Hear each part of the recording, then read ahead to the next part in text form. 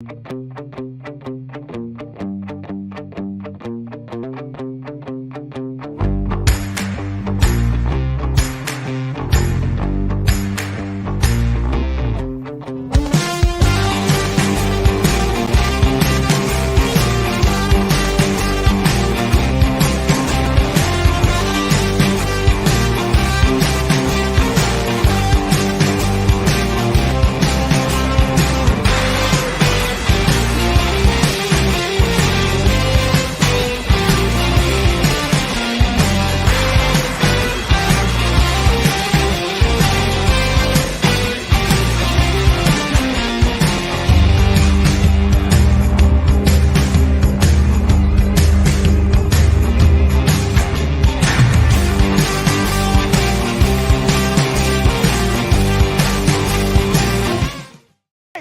on now, fellas! We've got to answer the bell. Now let's go!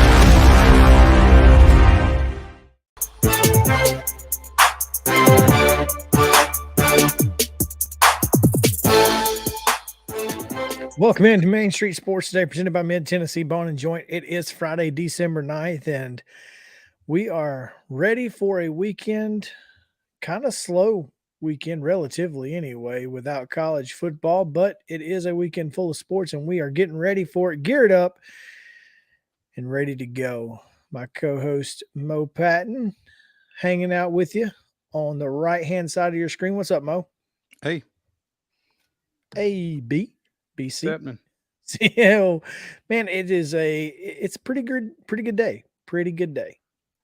Just, trying to get used to the not rain for the first time all week. Shh. Don't get used to it. Oh no, it's coming back. Yeah, Right. there's no question there. But I'm just, enjoying that for now.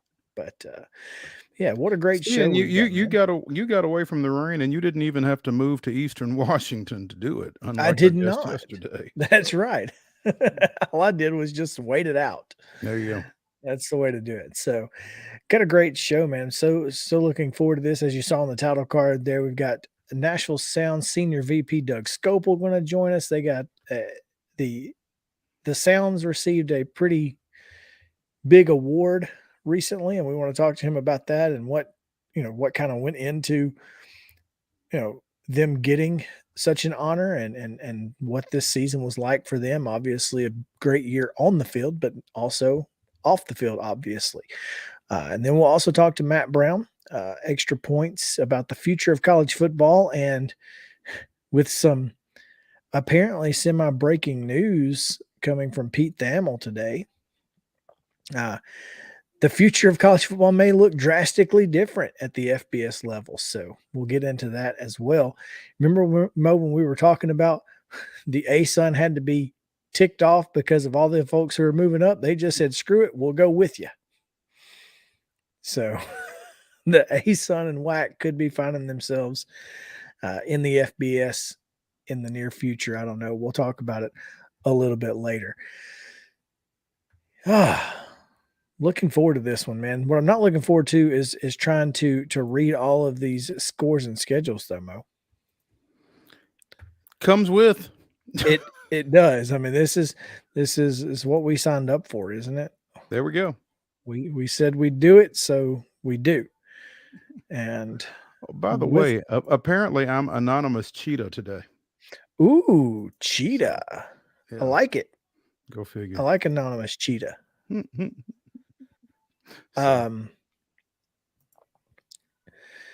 With that, we go to yesterday's results and today's schedule on the rundown. This is the Rundown. The Friday Rundown is brought to you by Chip Walters of Exit Realty Bob Lamb and Associates. The voice of the Blue Raiders also wants to be your trusted advisor in real estate. Contact Chip at 615-542-1915 or through his website at choosechip.net. Chip Walters, proud to support youth sports across Middle Tennessee.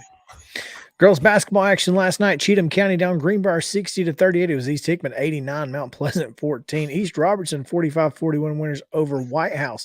Good Pasture down Hunters Lane 54-26. It was Houston County 62-39 winners over Harpeth. Hopkinsville, Kentucky down Northeast 64-22. McEwen bested Montgomery Central 55-36. It was Mount Juliet 45-19 winners over Riverdale. And Rockville 56, Laverne 17. In boys basketball action on Thursday night, Cheatham County defeated Greenbrier 66-57. It was Kenwood with a 53-39 win over Clarksville. Culleoka defeated Riverside Christian 81-53. East Hickman's boys down Mount Pleasant 57-51. It was East Robertson with a 68-60 win over White House. Watertown defeated FC Boyd Christian 73-18. It was Good Pasture 67, Hunters Lane 44. Harpeth with a 54-43 win over Houston County, and Laverne down Rockvale 46-41. Women's basketball action. Vanderbilt overtime win against the Texters, the Lady Texters of La Tech 75-70. It was Cumberland 58-51 winners over Freed Hardeman, and Lane down to Fisk 75-64. Trevecca got the best of Cedarville 75-61, and Bethel down at UT Southern 71-52. Men's action, it was Freed Hardeman downing the number 24 ranked Phoenix of Cumberland 88-72. Life with an 80-43 win over Fisk. I think to lose at Life, right? Bethel 70-60 winners over UT Southern, and the Preds, struggling. Lightning 5, Preds 2. Well, it is the Lightning, and it was at Tampa Bay. Yes. Tonight's high school basketball schedule, these are all double headers. Girls games tipping at 6 o'clock. Nolensville is at Brentwood. Lipscomb Academy is at Briarcrest Christian. Pope Prep is at Centennial, my backyard. Ross View goes to Clarksville Northwest. Coffee County hosts Blackman. Columbia Academy takes on visiting Franklin Grace. Clarksville Academy goes to Davidson Academy. Friendship Christian is at Donaldson Christian. West Creek goes to Dixon County. East Nashville hosts Republic. Fairview takes on visiting Hickman County. Father Ryan meets visiting Mount Juliet. Liberty Creek is at Forest. Cane Ridge goes to Franklin. University School of Nashville is at Franklin Road Academy. Mount Juliet Christian is at Good Pasture. Greenbrier hosts Springfield. Zion Christian in Hampshire, that game is not being played due to sickness, according to a tweet that I saw earlier today. I'm not sure who's sick, but Zion Christian and Hampshire are not playing tonight. Murfreesboro Central is at Hillwood, and Page is at Independence.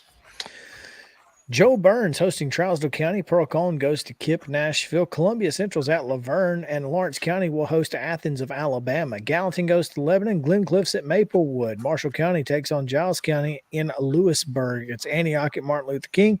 Battleground Academy goes to MTCS. It is Cheatham County going to Montgomery Central. Nashville Christian hosting Ezel Harding, while Oakland's at home against Cookeville. Clarksville Northeast takes the trip to Portland, and Richland at home tonight against the Mustangs of Loretto. Mount Pleasant goes to Santa Fe, and Seagulls at Smyrna. Green Hill takes the trip to Station Camp, and Stewart's Creek's at home against Hillsboro. Stratford hosts Lead Academy. Sycamore takes on Stewart County at home. It's Providence Christian at the Webb Feet.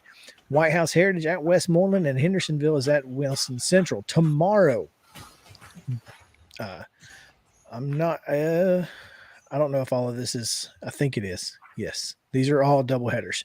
Valor Collegiate's at University School of Nashville starting at 2:30. Forest is at Murfreesboro Central at 3. Ensworth at Baylor at 6.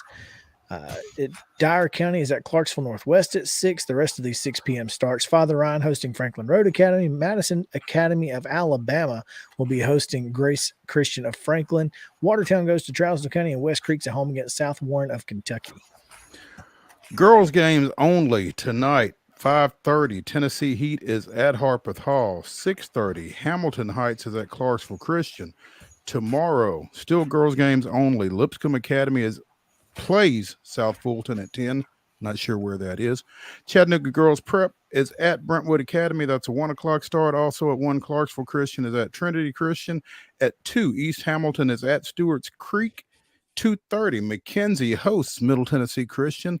At 6 o'clock, St. Mary's is at Pope Prep. Also at 6, Christ Presbyterian is at University School of Nashville. And Page plays Clarksville Academy. Site and time unknown. At some point, somewhere. Some beach. Yeah. There you go. Boys action only tonight. Gordonsville is at Eagleville. That's a 6 p.m. tip. Saturday, boys only action. Henderson County, Kentucky is taking on Rossview at noon 30.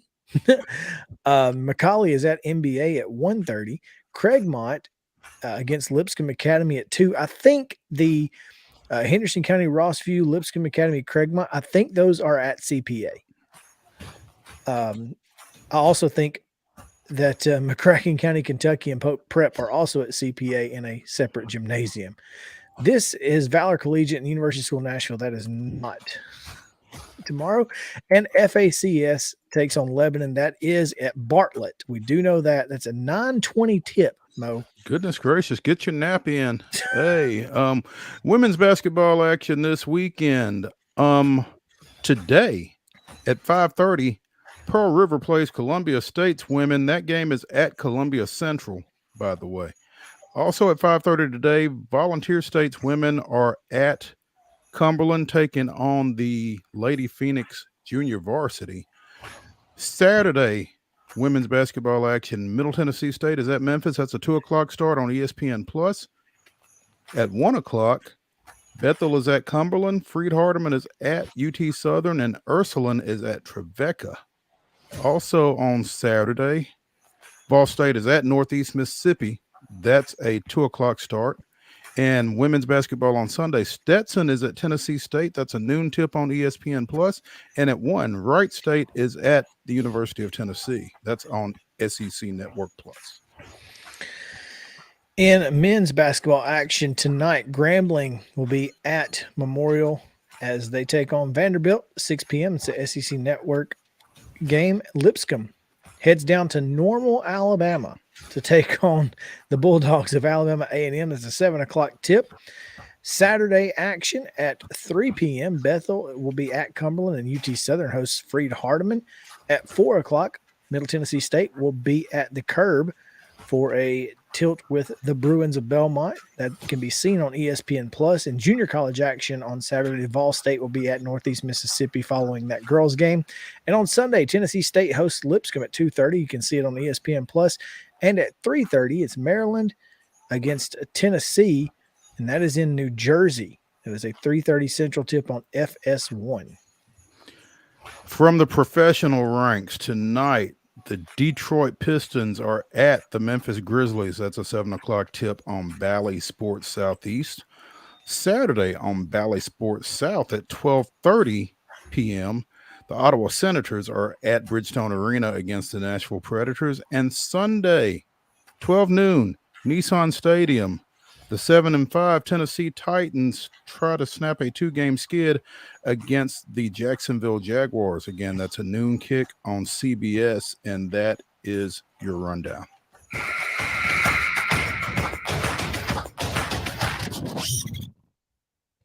Is it 2 games or 3, Mo? What's that?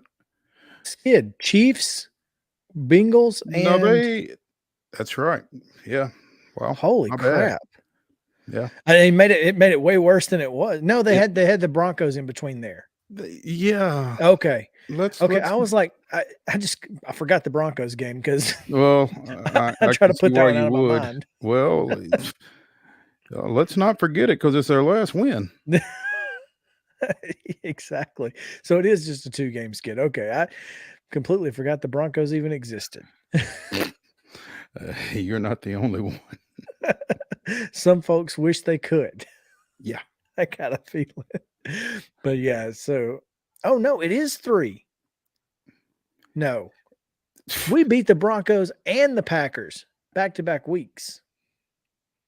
Completely forgot. I forgot about the Packers too. How did I forget about that? Because I mean, I know you didn't. Clearly, because you knew it was 2 in a row. No, I did not. So You knew that Packers win.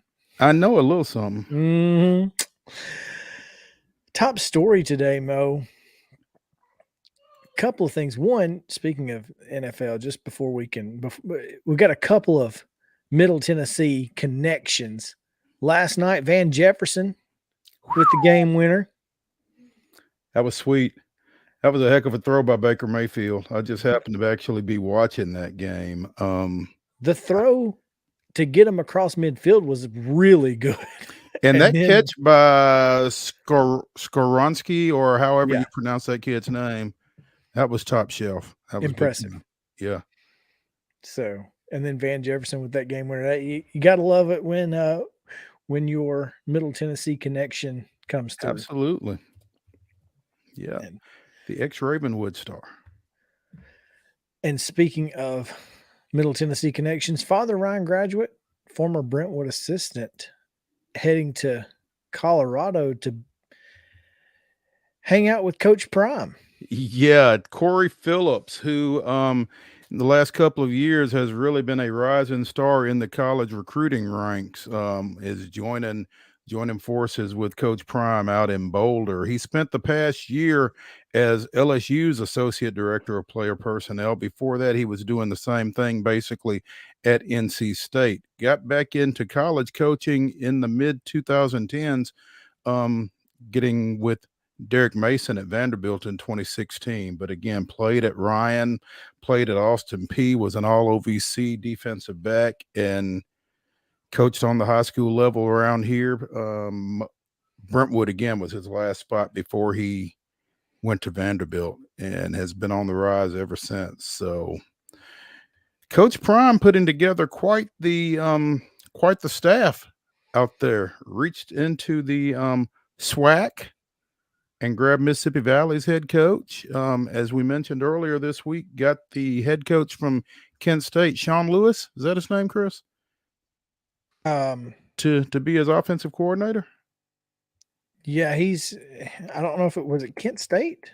I Yeah. don't remember. So, Yeah. but yeah, he's out here making a couple moves. He got an Alabama staffer as well.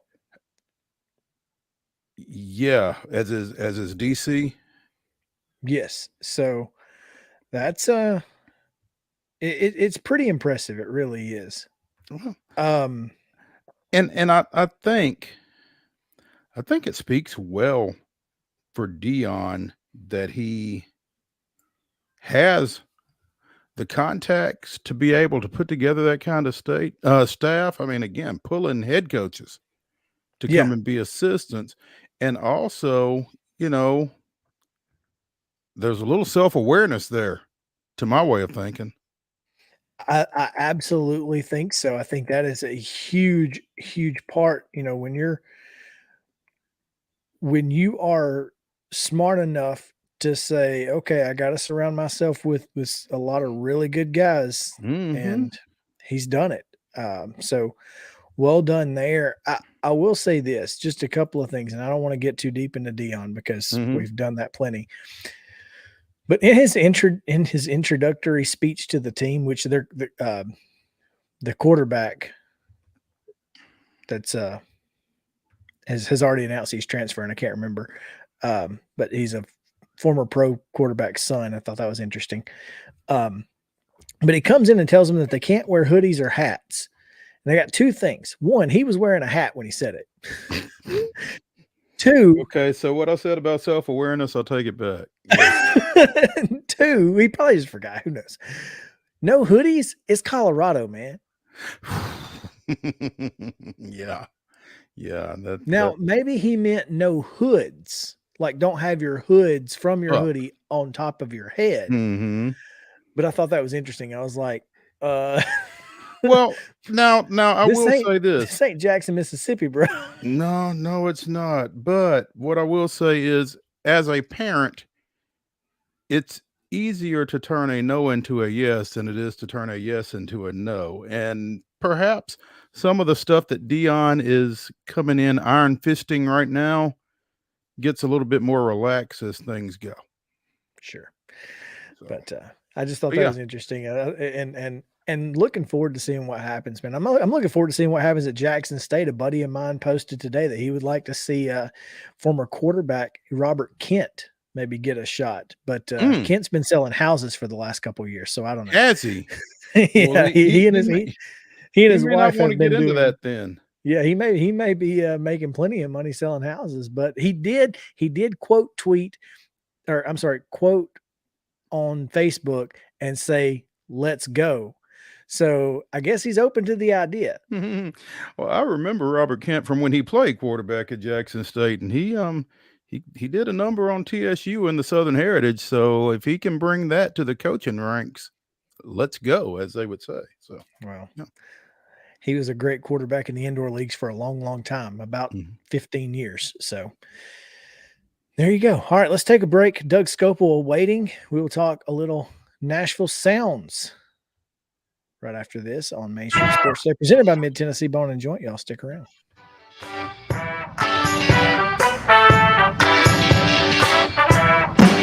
Mid-Tennessee Bone and Joint treats your orthopedic injuries and existing conditions. Our trained physicians will get you back in the game faster. Contact us at 931-381-2663 or www.mtbj.net.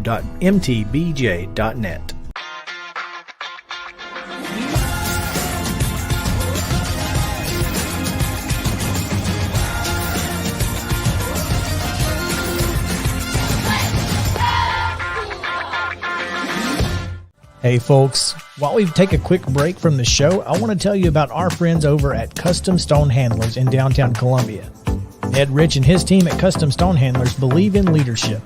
And outside of the military, our greatest leader building platform is sports. Custom Stone Handlers proudly encourages young people to get in the game.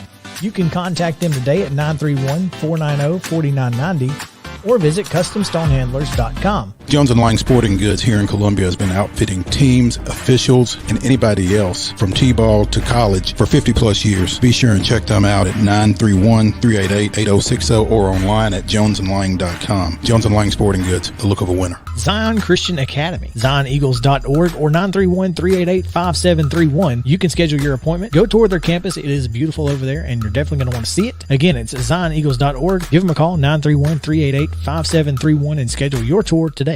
A game without a crowd is just a scrimmage. A performance without an audience is just a rehearsal. Without your presence, high school sports and the performing arts aren't possible. Ensure that these essential extracurricular activities continue to enrich the lives of students in Tennessee. Purchase a ticket to your local high school's game or performance. This message presented by the TSSAA. Mid-Tennessee Bone and Joint has been the official sports medicine provider for Maury County schools for more than 40 years. We specialize in orthopedic injuries, and our Ortho Quick walk-in service lets you bypass the ER. Visit us online at www.mtbj.net.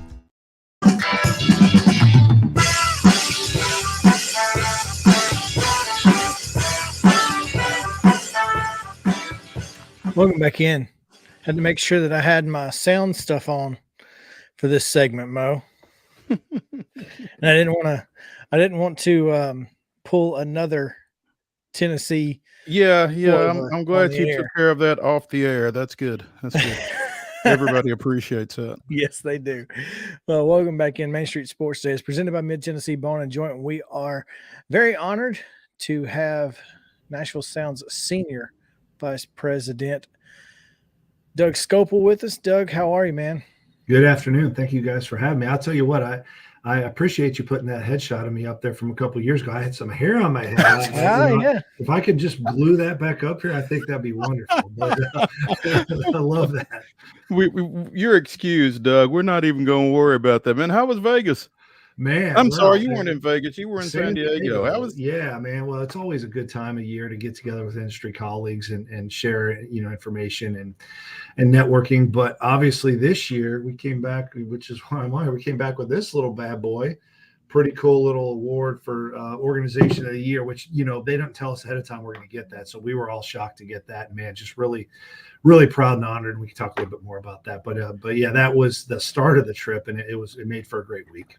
Oh, I'm sure it did, man. And it's always great, like you said, when you can bring a little hardware home. As you said during the Sunday opening night receptions and awards program at the Hilton San Diego Bayfront.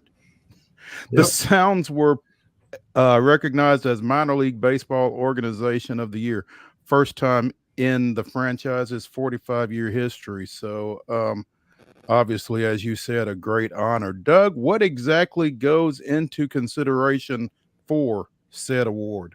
Yeah, so that's kind of the biggest all-encompassing award that our industry has, and we've got awards for executives of the year, community impact, and the best promotions, and different kind of pocketed. And this is for the overall just excellence in both the business operations and the baseball operations. So there's 120 minor league teams. They give this award to one of those every year. And Mo, as you mentioned, I was kind of surprised, honestly, that the Sounds hadn't won it, especially in those early years in the 80s when Larry started this. And it was such a, well thought of place when Greer first opened and they were breaking attendance records. Somehow it Sounds never won it. So it's a combination of, our success from the business side. And we've been fortunate. Middle Tennessee supports us really well here at First Horizon Park.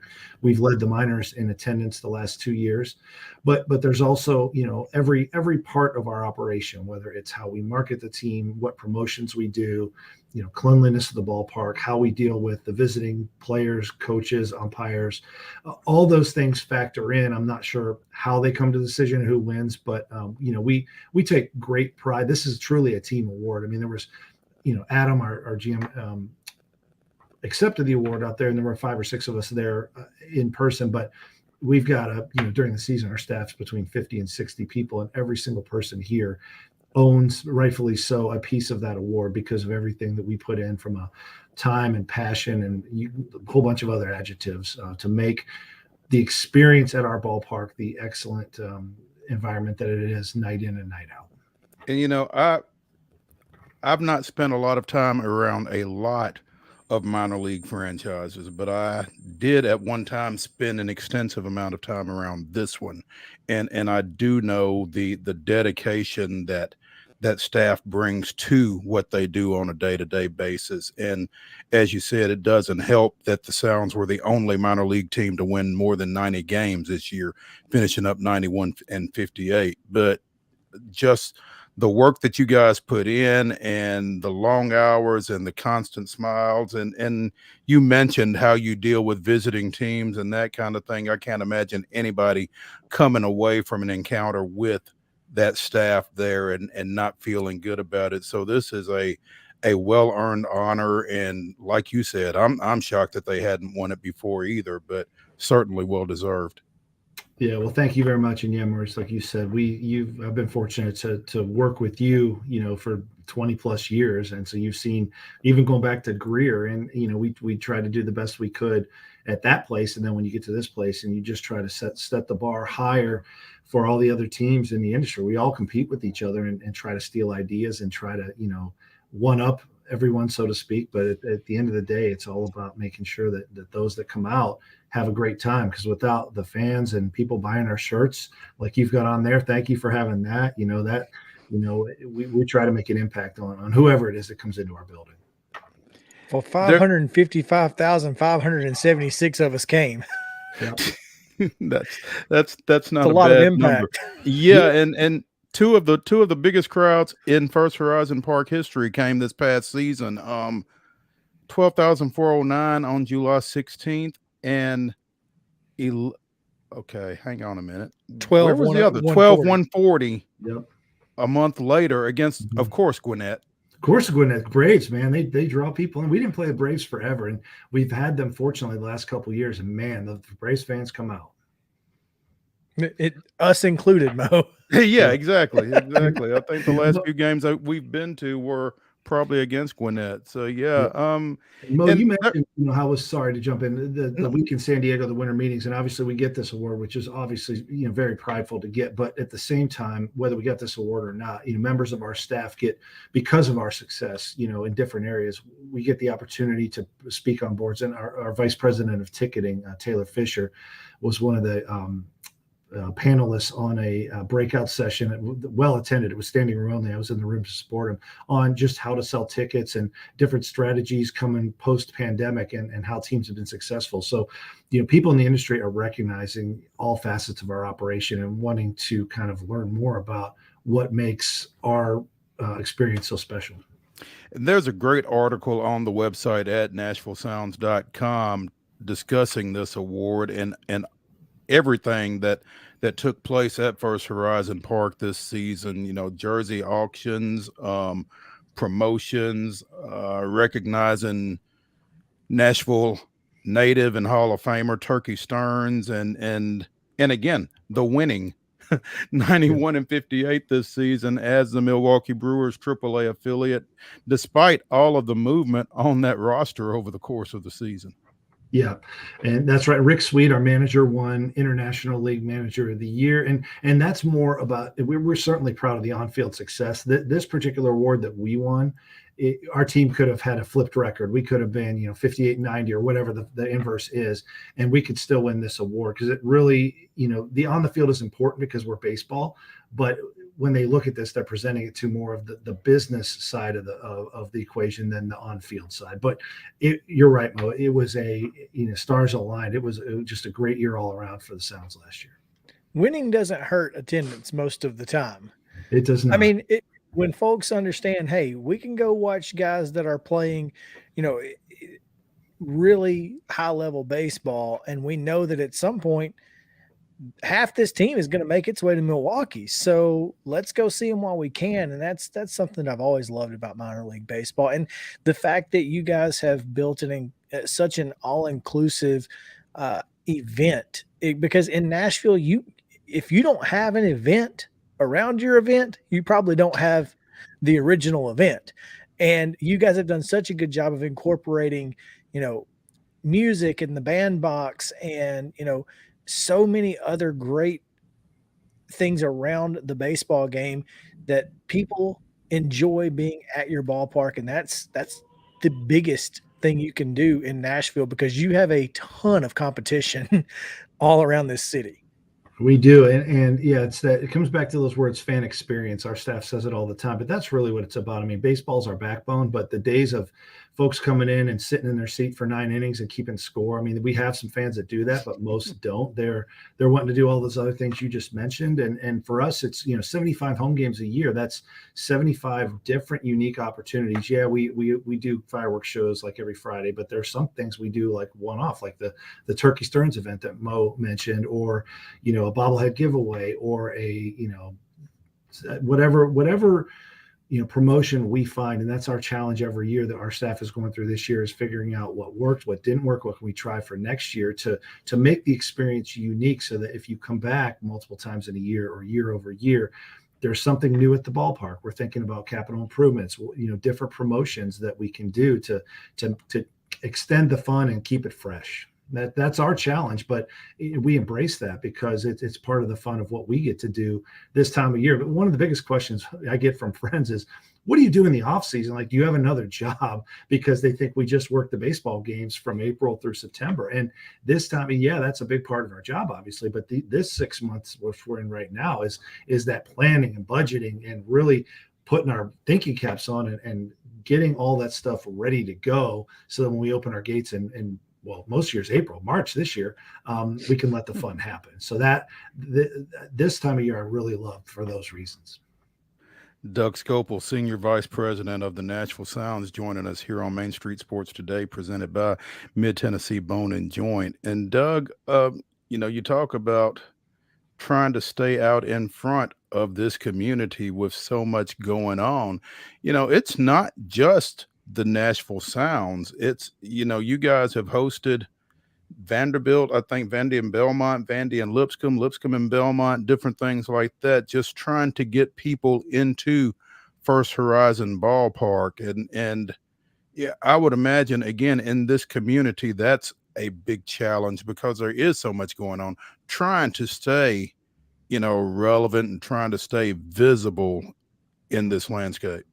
Yeah, and that's absolutely right. I think our owner, Frank Ward, as we were going through the process of getting this new ballpark approved, is, made a commitment to Nashville and the mayor's office at the time that, we are a baseball stadium, 75 dates a year, but if you do the math, there's 280 some other dates that are available to do other things, and we want to make this venue usable for those. So to your point, we do host the college games, but we've had, concerts, we've had charity events, we've had fundraising things, we've had, walks for, awareness of different, medical things, whatever it might be. We try to you have an event right now. Yeah, right now in Chant. That's exactly right. We've got a lights festival on our field. If you walk out and come look at the ball field, you wouldn't even know that there was a baseball field under there with all these lights popping up and Christmas trees, and it's really cool. And this time of year, you're not really playing baseball in November, December, so it's a great opportunity to open our gates and do something else with it. So that's a good point. And this year, you're going to do something really special, and I think that's where Mo was going, was it? No, go ahead. You guys have decided to bring in a unique baseball experience. The yes. Savannah Bananas will be making a trip to Nashville. Yeah, and I don't know anybody that's listening or watching it or familiar with the Savannah Bananas, but they've gotten really kind of a cult following on social media recently. ESPN has run some stuff on them. They've taken baseball to a new level. It's baseball, but like with really limited rules, and it's all about the fun. Where they've got batters on stilts, and they pitchers and umpires and players dance in the field while they're doing it. And one of my favorite rules they have is if one of the batters hits a foul ball and a fan catches it, that guy's out. Yeah, and it's pretty cool. And they have time limits and innings, and it's really become a phenomenon. They originally just did it in Savannah, and they've taken it on a kind of a nationwide tour this year. They're doing 2 games here in Nashville in June, and we can't wait to have them come in. And yeah, it's baseball, but that's completely about the entertainment piece. Well, one of the things that can do, though, is bring people who aren't really baseball fans into your ballpark, and they see all of the things that you have in addition to the baseball, and they say, man, we should come back here. This was a lot of fun just being in the bandbox or being in, out in the outfield, having a good time, a picnic or whatever. This is a way to expand that fan base. Absolutely. It's a great opportunity for us. Not only we can do that at these events and talk about how good the sound stuff is, and when we have sounds games, we promote all these other fun things we're doing the same way. Sure. The Savannah Bananas will be at First Horizon Park June 2nd and 3rd. And Doug, if I understand accurately, you need to go through the Savannah Bananas to purchase tickets for that. Is that correct? Yeah, that's correct. They sold out the first game and added the second date recently. I'm not even sure what the availability is on those, but that is a very hot ticket, not only in Nashville, but wherever they're going nationwide. So yeah, it's all through their office. But we'll obviously be hosting, and can't wait for that to come to roll around. Well, apparently the pre-sale list for both dates is full. But you can go to savannahbananas.com/on-the-road to get on the wait list. So yeah, they and I don't know all the details, but I know that they have all their games in Savannah are sold out. They have a wait list down there to even get to a game. So them going on the road gives people at least a chance. But as you can see, the demand for what they do is quite great. Yeah. Doug Scopel, world traveler, back from a few days in San Diego, joining us here on Main Street Sports Today, presented by Mid-Tennessee Bone and Joint. Doug, what specifically are you working on right now? The sounds, me, how you want to me? Well, my stuff, we are in the finalization of all of our budget items for next year, working through that with management and our ownership to figure out what are we going to do, what are we not going to do in the ballpark. I think with Enchant here through the end of the year, as soon as normally this time of year, we're already doing different things in the ballpark to get it ready for opening day. With them here, that schedule gets a little bit more compacted. It'll be mid-January, so we'll have 2.5 months. So really trying to schedule that out, plan that out, so when they're out of here, we hit the ground running and getting those things done on the operations side. And then just again on the planning side, just working through events like Savannah Bananas and what else do we schedule in, and all of our different departments have their nose to the grindstone and just doing all their prep and placing orders and booking travel, which is a big part of what I do for next year, and communicating with the Brewers on guys they're signing and what's the schedule look like when they go to spring, when they come to Nashville. There's just always conversations about something related to March 31st when we open next season here at First Horizon Park. March 31st, 3-game series opens against the Louisville Redbirds at First Horizon Park, Friday, Saturday, Sunday. So make plans to attend. Yep. Until then, the blanket and pillow drive that you guys are hosting, you want folks to know to bring a new blanket to the ballpark. Hoping to reach 300 blankets. You can do that through December 16th to help Black Lemonade. And also tons of great packages right now. If you're looking for that perfect gift for the baseball fan in your family, the sale ends on Monday. The holiday bundle sale, this flash sale ends on Monday, but you can get tickets, a beanie, you get an oven mitt, which is really cool. I'm not going to lie. All kinds of cool stuff in these holiday bundles. So if you're still looking for the perfect gift, it is available on NashvilleSounds.com. You guys go check it out. Doug, thank you so much for hanging out with us, and congratulations once again. Huge honor, and work on repeating. Well, yeah, that's our goal every year. I don't think they're going to give it to us every year, but we take pride. We act as if we should win it every year, and we carry ourselves that way. Thank you guys for having me on and always talking through the sounds. And can't wait till baseball season rolls around again. It's only a few months away. It's closer than you think. Yep. Of course, I'm sure we don't have to tell you that. So not at all. But thank you, gentlemen. Happy holidays. Doug, appreciate it, man. Oh man, how about the sounds? I'm looking forward, man. Can't believe March 31st. That is wild. I'm gonna tell Sarah you and I were talking about spring training, and I was like, man, it's like right around the corner. Yeah, I may or may not be at that March 31st opener. We'll just have to. It just depends on we'll make that decision when the weather comes out. Hey, yeah. Can we get in the press box? Because that will make it a lot easier for us. It'll make a huge difference in whether or not, no doubt. Oh, well, let's take a break. We'll talk a little Titans and Jags on the other side. The out list for the Titans is not daunting. Just lengthy, but pretty tough. Yeah, daunting is a great way to put it. So we'll talk about that on the other side. Titans Jags right here, Main Street Sports Today, presented by Mid Tennessee Bone and Joint. Stick around.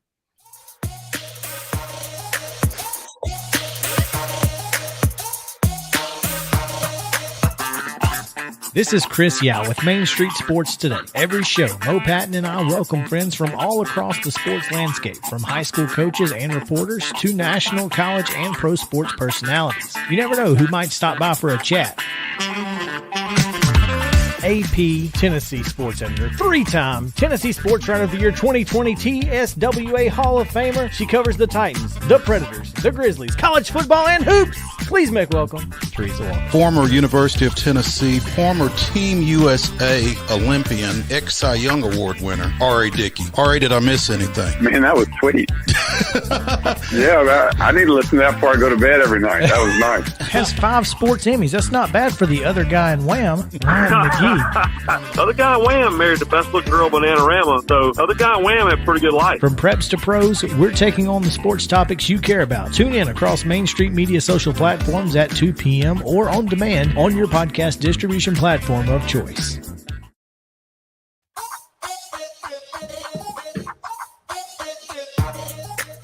Welcome back in Main Street Sports Today, presented by Mid Tennessee Bone and Joint. Noon on Sunday, Mo.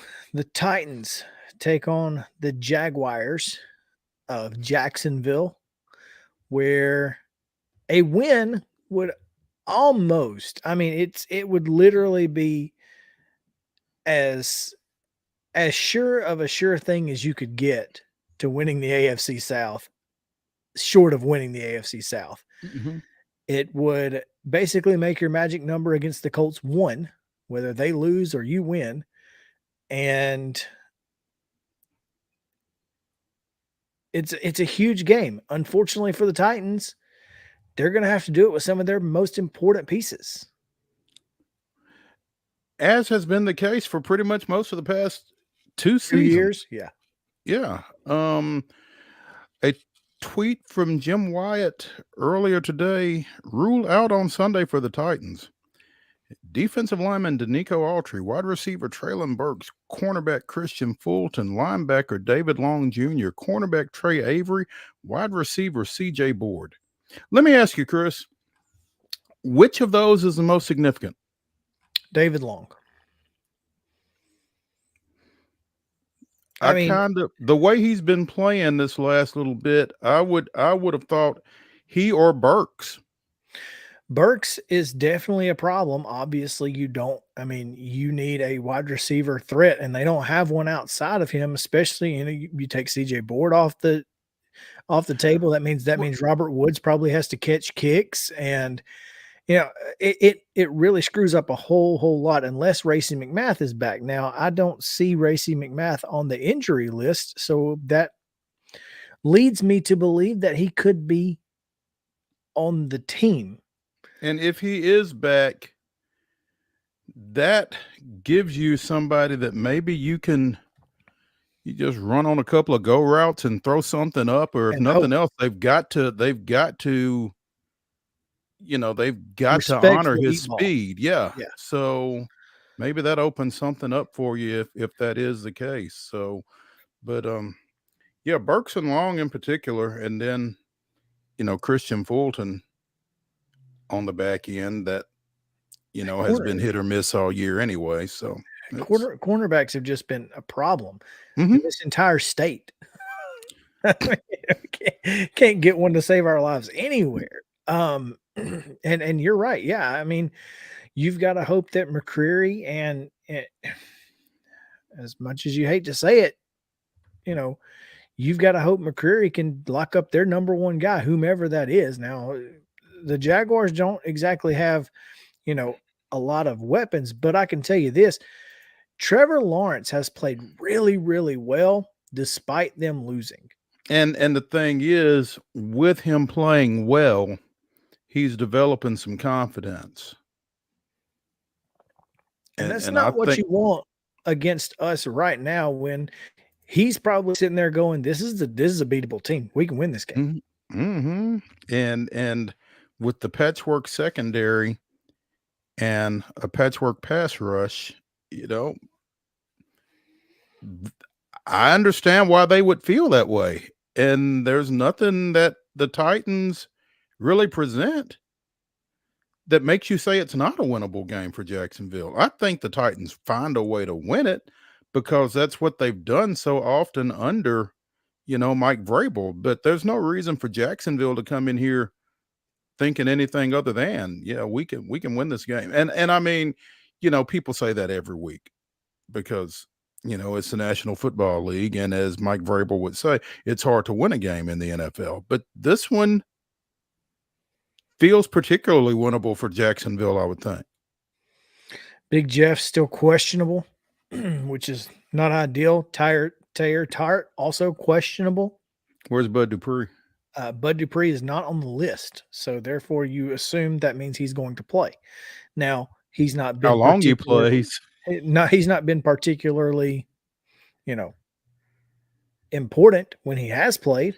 And especially if you don't have to worry about Jeff and Tart in the middle, you can kind of, maybe put some extra pressure on the outside guys. You obviously Danico Autry hasn't been on the field this year. And so this may be the worst injury report of the year, Mo. Because you went from being the number one defense in the league 2 weeks ago against the Bengals to, well, I guess last week they were. And the Eagles made you look pedestrian because you had no pass rush. You had nobody who could guard anybody in on their wide receiver core.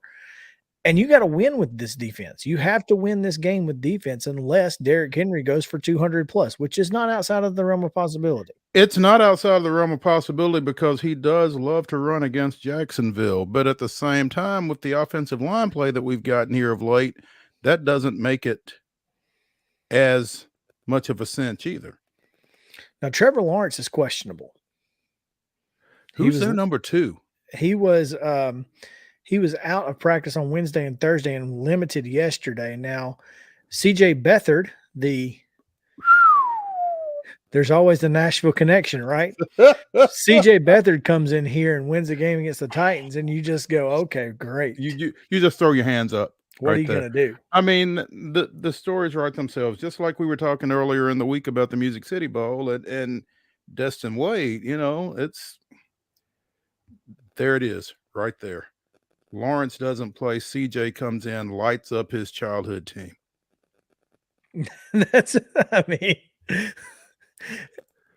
And then guess I know what my sidebar is for Sunday on TitanInsider.com. I was gonna say you got a story ready to go. Yep. Man, this is a game that, again, Titans win and you can kind of coast the rest of the way. You can get healthy. You can, not work. You obviously want to win, but you don't have to. Well, you want to try to get out of that number 4 spot if you can. Oh, yeah, no question there. Because right now, I think Cincinnati is the number 5. They are. I don't know that they're going to be there the whole time, but I don't think the Titans want to see Cincinnati anymore. Ever. And here's the thing.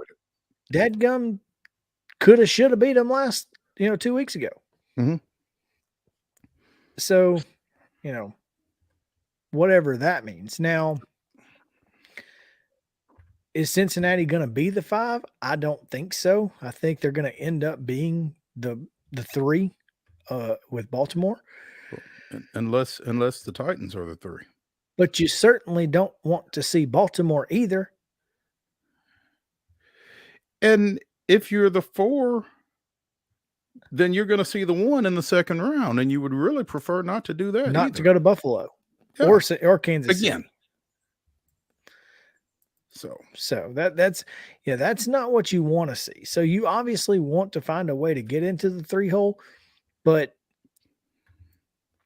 the more important thing is to be healthy and ready once the playoffs are, start.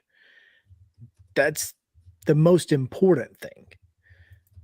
Because look, you can beat the Bengals if you're healthy. You almost beat them when you weren't healthy. Right. Well, at this point, I don't even know what healthy looks like for this team. If you had your pick, you would say you would like to see Nate Davis, which Nate is back this week. Good to go. You want to see Ben Jones on the offensive line. So you got those 2 guys. Those are back. Okay, so you feel pretty good about this week. Obviously, Big Jeff, Tyre Tart, Danico Autry, if you can get those 3, you feel really confident in your defense and their pass rush with Bud Dupree, Zach Cunningham also, and David Long. I think David's going to be there eventually. Is Cunningham back? Cunningham is not on this list. I don't know if he's available to come back yet, but I'm saying healthy. Those are the guys you want, and then your defensive backfield, you just got to be good enough to let your defensive front get home. McCreary, Byard, Trey Avery, whomever it is, they've just got to be good enough to make sure that the defensive line has time to get home. Easier said than done. Well, yes, but no. I mean, this is a great defensive front 7. When completely healthy, it's the best front 7 in the league. There's no question there. Big asterisk there. It is a huge asterisk, which is why I'm saying I don't know which would be more important, getting to the 3 or getting completely healthy. I think I'd rather be healthy and take your chances. and take your chances. Like, maybe Kansas City gets to the one spot, and you've already proven you can go over there and play with them. Yeah. I mean, it took 3 chances at a 2-point conversion to beat you. So, I mean, you feel confident about that game. Yeah. I mean, Christian Fulton would be nice to have, on the outside as well. So yeah, I think this is a team that, when healthy, can win football games. If you get Racey McMath, he's healthy on the outside. Give yourself a guy that can take the top off. I'll tell you what, though, man, when you're talking offensively about Racey McMath making an impact, it's the only thing you can hope for. That's a statement in and of itself. Yeah, because you have nobody else. There's nobody else on the team who's offensive who can do that for you. And I mean, when your number one receiver on the team is a running back, essentially, I mean, that's a problem. Yeah. And what point number do the Titans have to get to win this game?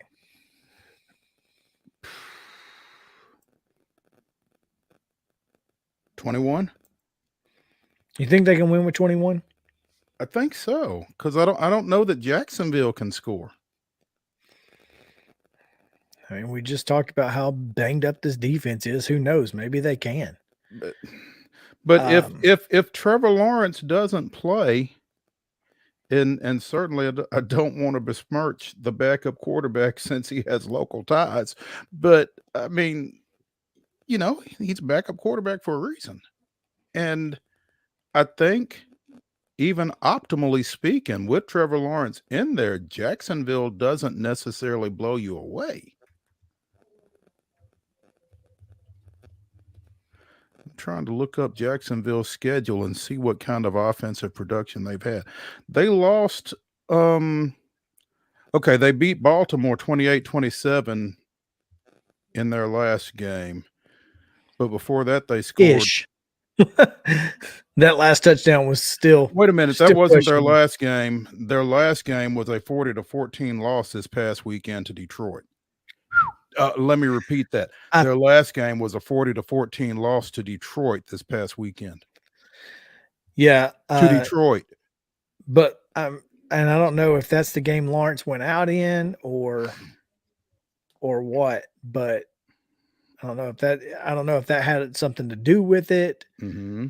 But they were down with 6:58 to go in the second quarter. They were down 20-3. Mm-hmm. They were down 23-6 at halftime, Mo. And obviously, they kicked 2 field goals, so the offense wasn't exactly doing anything special. But once you get down that much, your offense is pretty well one-dimensional at that point.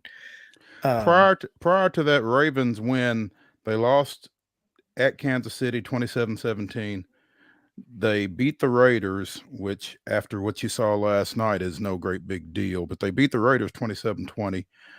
They lost to Denver 21-17. They lost to the Giants 23-17. Are you sensing a theme here? 17 seems to be their number. Yeah.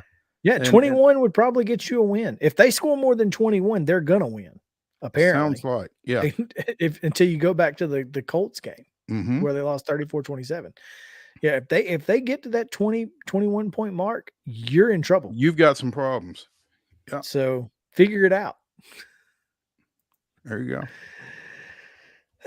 Let's take a break. We've got some college football to get to. There's some awards were given out last night, Mo. We want to go through our picks from this past year, and we'll pick Army Navy. But stick around. Main Street Sports Today, presented by Mid-Tennessee Bone & Joint. We'll be right back after this break.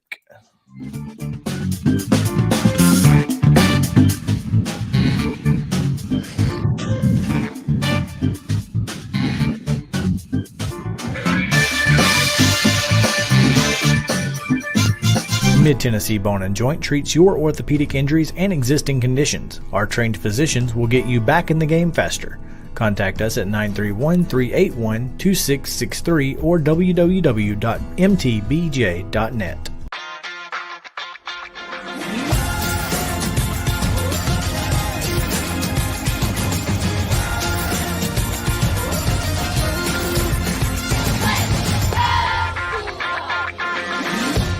Hey folks, while we take a quick break from the show, I want to tell you about our friends over at Custom Stone Handlers in downtown Columbia.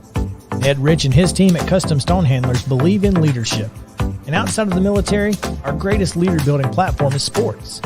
Custom Stone Handlers proudly encourages young people to get in the game.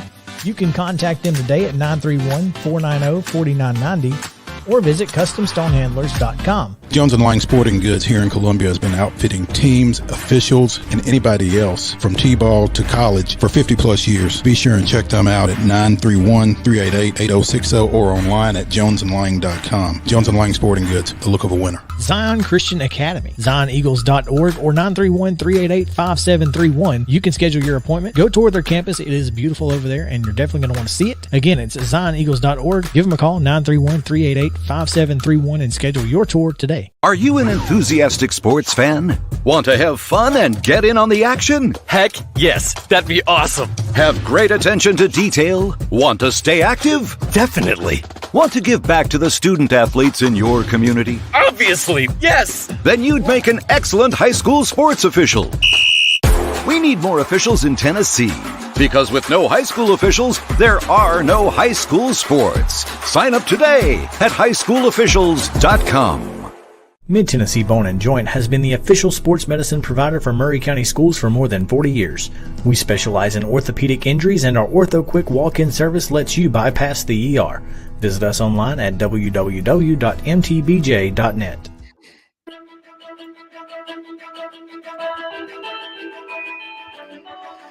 Oh, welcome back in Main Street Sports today, presented by Mid-Tennessee Bone & Joint. Had to... My camera, my microphone, everything just went away. Now it's back. We're good to go. So I was kind of freaking out there for a second, but we are back. And there it goes again, kind of flashing. That's weird. I don't know what's going on. Anyway,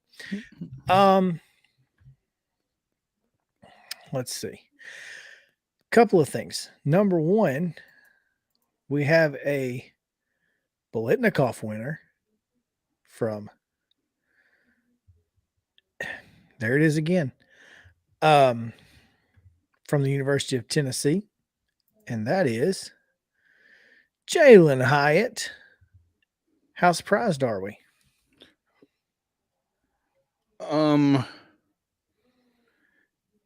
Based on his performance, not surprised at all. Based on the anti-Tennessee sentiment that seems to exist around these awards, somewhat. Question there. Did you see Hendon Hooker was 5th in voting for the Heisman? He was number 5. Yeah. Allegedly. Well, I mean,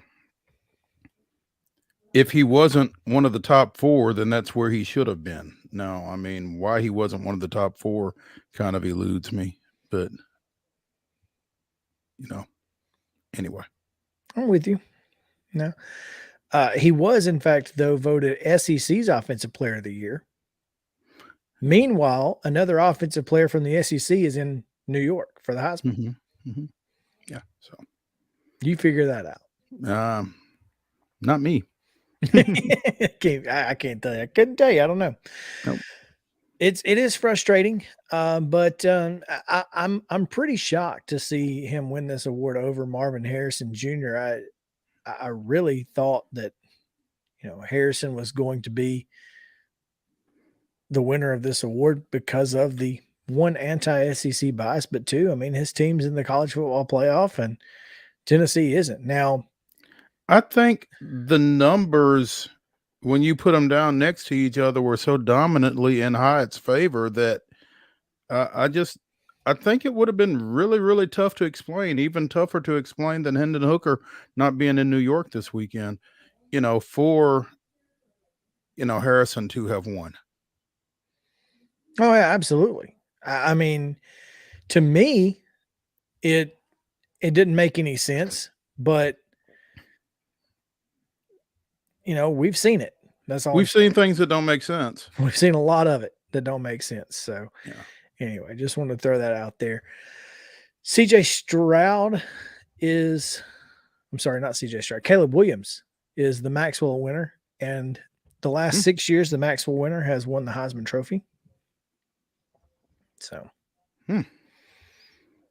guess that tells us exactly what we need to know about that ceremony. Maybe. I don't know, man. I don't know if I would be okay if Caleb Williams won the award or not. I mean, of the four, I think he threw for 4,000 yards and 37 something touchdowns. Statistically, he's by far the best of those four. Now, he also played probably the worst competition of the four, in my opinion. Now, you can debate that all you want. Pac-12 did have 5 teams in the top 16. But then again,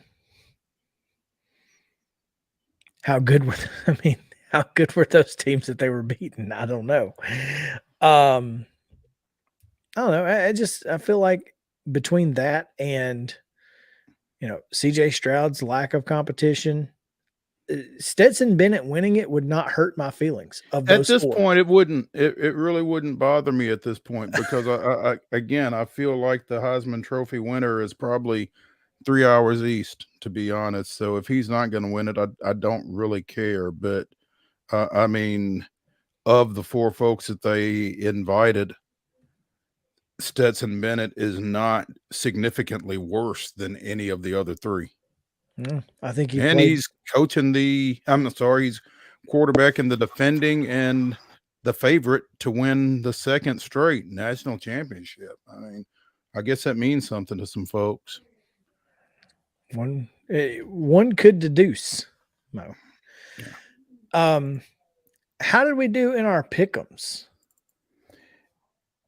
So, Justin did not participate last week and got a late start in participating in the pick'ems, but he sits at 34-36 right now. I think you'll take that, won't you, Justin?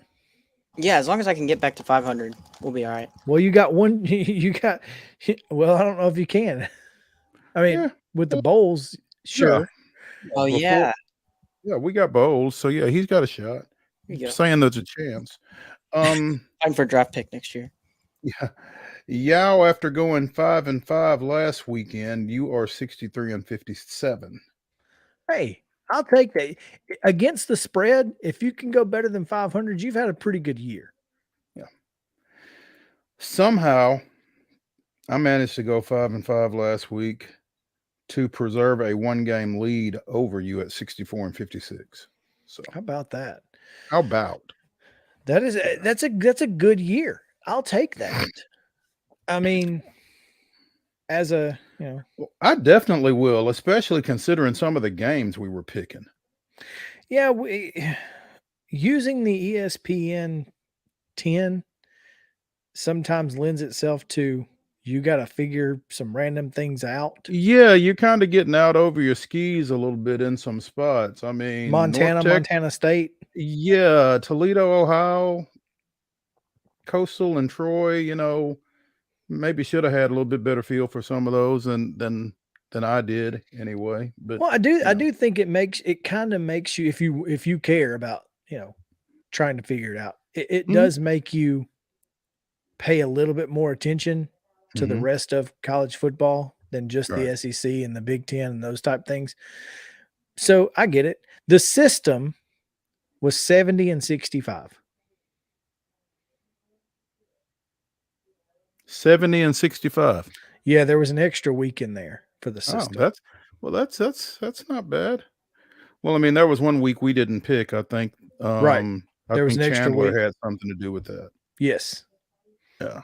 So that's where that came in. But 5 games above 500 would be on par with me, and you would be beating that slightly. So look at there, you beat the system. Don't say that very often. There you go. Congratulations. Yeah. If you guys want to be involved, we're gonna do a bowl pick'em. We'll probably do it on the mothership because it's the only. It's already done. It's already put together. We'll just create a group. Mm-hmm. And if you want to be involved in that, we will put the link on Twitter and on Facebook, and we'd love for you guys to join us. We're hoping to have a nice reward for whomever wins that. It will if we can secure that. It will be better than a bumper sticker, but not, if that makes sense. Be a more prestigious gift, not a better reward. That's the best way to put it. I'm not saying, beating us is that important, but if you're going to, or that hard, or that difficult, but if you're gonna, we're gonna give you something for it. I bet Jed will be excited because he won the thing last year. Maybe he shouldn't be allowed. No duplicate winners, Jed. Sorry. There we go. Previous winners ineligible. There you go. But yeah, we will make that happen. We want you guys to be involved in that, and I think it'll be a lot of fun. Because again, this is where you get out over your skis, right? Oh yeah. Oh yeah.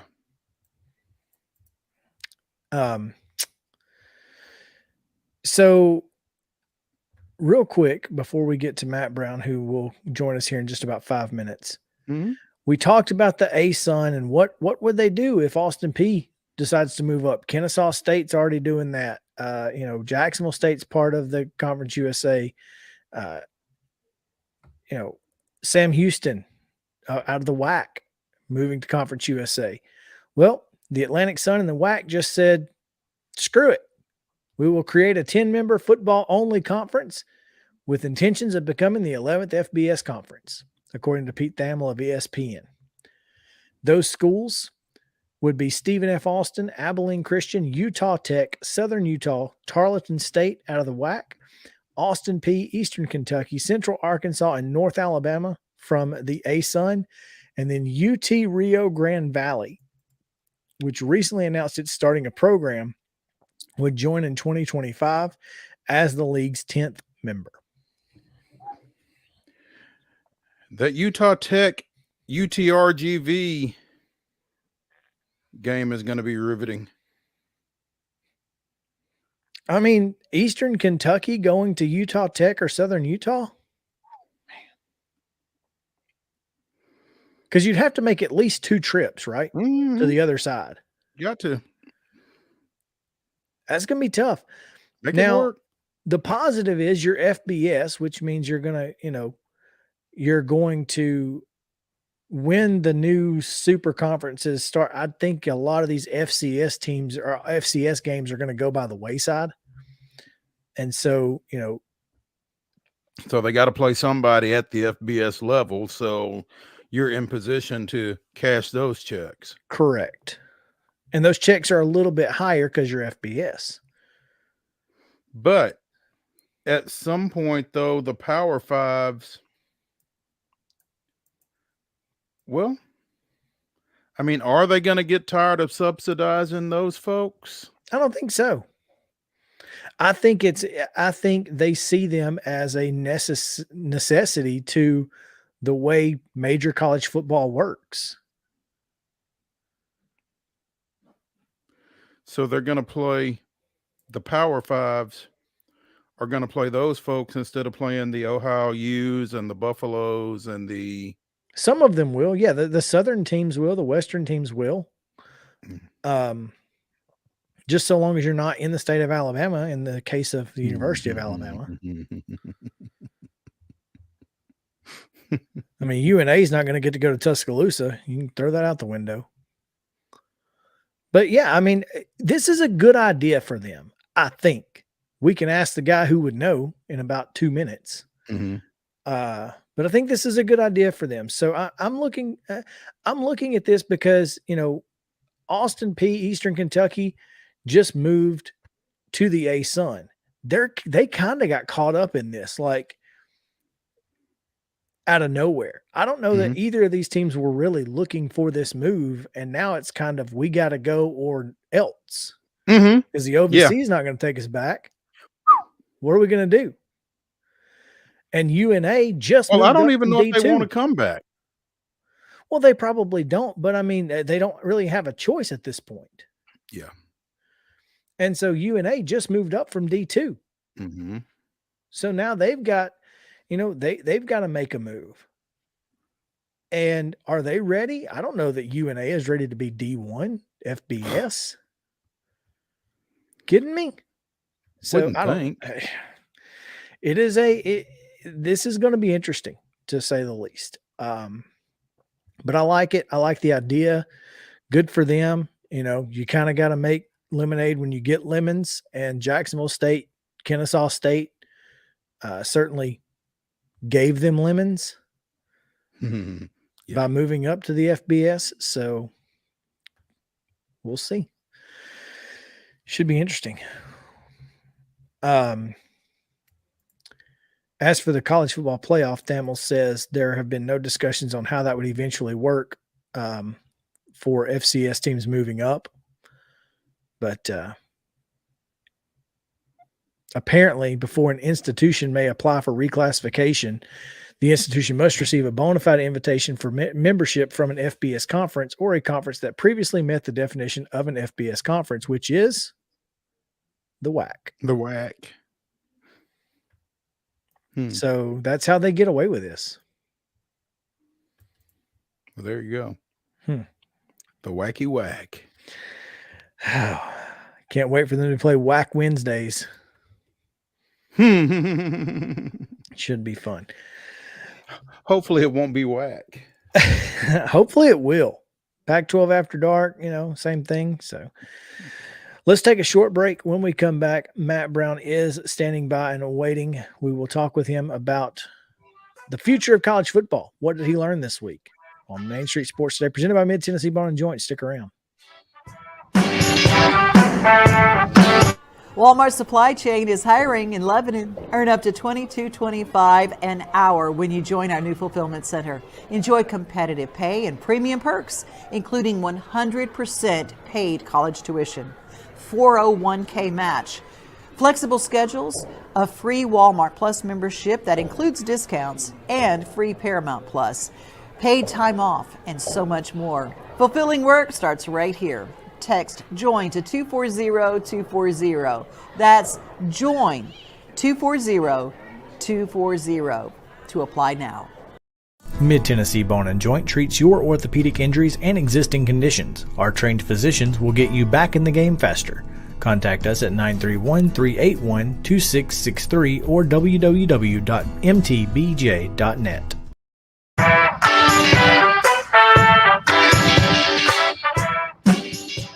Welcome back in. Main Street Sports Today, presented by Mid-Tennessee Bone & Joint. We go now to the phone lines, where we are joined by Matt Brown of Extra Points Newsletter. Make sure to follow him at Matt Brown EP on Twitter. Nobody better doing what he does. Matt, welcome in. Thanks for joining us. Fellas, it's my pleasure. I'm glad to be here. Well, we're glad to have you here. Did you are you still walking your daughter home from school? We just walked in the door right now. It's a wonderful welcome back to Chicago after 4 days in Las Vegas, after when it was beautiful and sunny. Here in Chicago, it is about 31 degrees. It is sleeting. It is wet. This is the price we pay for affordable urban real estate. Just garbage for 3 months. Just wanted to remind you that where you live, huh? I appreciate that. Yeah. I understand why everybody moves to SEC country. I really do. Matt, I have a quick question before we get started. I need to know the context behind your 11:30 a.m. tweet today that I can't say on the air. Oh, that would have been during the World Cup. Okay. Despite my name being Matt Brown, I'm actually Brazilian. My mother immigrated to this country from São Paulo. Her name was Maria Regina Figueiredo. She just married a gringo. And so I enthusiastically support my handsome cousins in the World Cup, and they unfortunately lost today to a country the size of Connecticut, which is just thoroughly disappointing. That is unfortunate, and that makes so much sense now. Yes, I can see how that would be exactly what you were tweeting when you tweeted a 4-letter expletive that we will not say. As I am now, I try to be better about not using R-rated language on Twitter. Every time that I do, I often get a text message from my concerned in-laws. Are you okay? And they're very religious. I grew up in an LDS family here. I'm not supposed to use those words, but there are certain situations where that is the appropriate language. And I think as you're watching your adopted motherland here, or your real motherland here, lose to Croatia, causing another national calamity, gosh darn it, just doesn't seem to work. I'm with you there.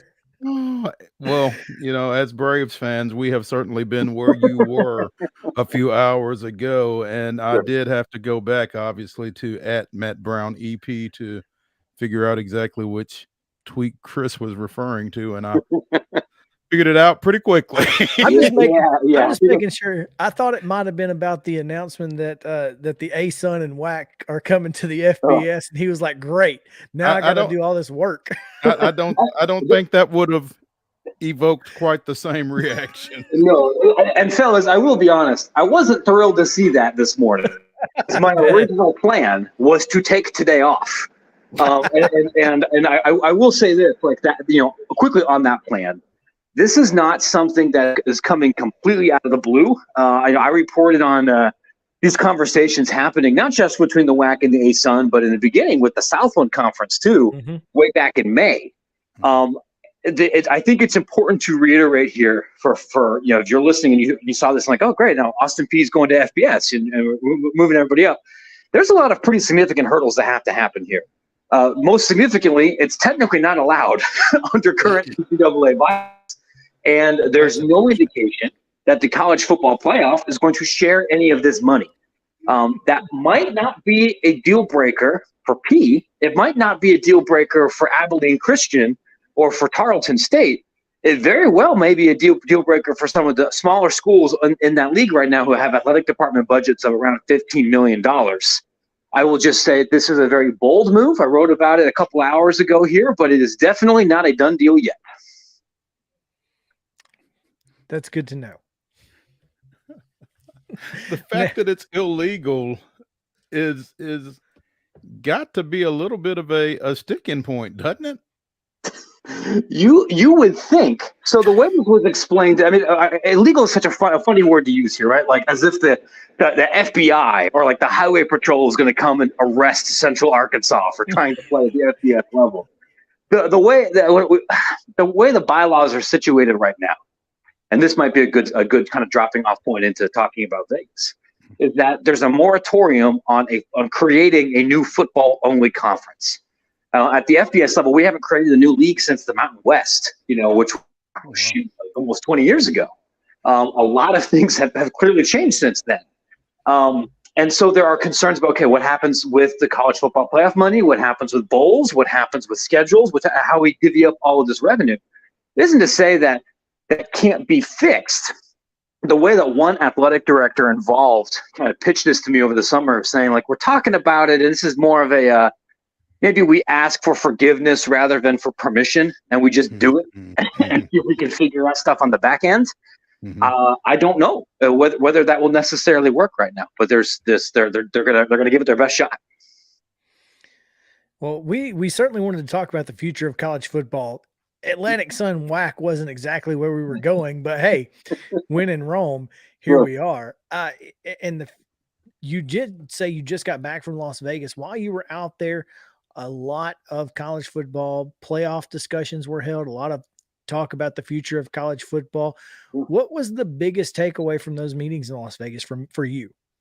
Honestly, for me, despite all of these enormous, potentially transformational changes that this enterprise is facing, the mood in Vegas, and from talking to folks out there, was kind of a hurry up and wait sort of situation, because 4 or 5 major issues facing college football, and there's not a whole lot we can do until some of those deadlines happen.